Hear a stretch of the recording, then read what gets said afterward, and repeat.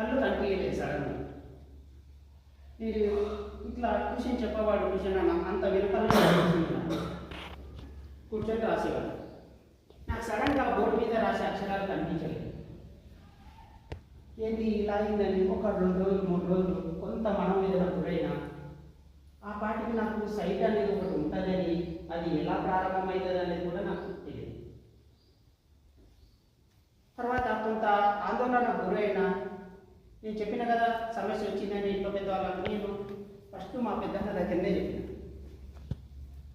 చెప్తే ఆయన నేను ఆ హాస్పిటల్కి తీసుకుపోయి చెక్ చేసిండు. ఆయన ఏ మిర్రర్ పెట్టినా నాకు అక్షరాలు కనబడతాయి. 3 పెట్టిండు, 4 పెట్టిండు, 5 పెట్టిండు, ఏ పెట్టినా నాకు అక్షరాలు కనబడతాయి. ఆ డాక్టరే పరిచయం అయింది. ఏంట్రా బాబు నీకు సైట్ ఇట్లా వచ్చింది.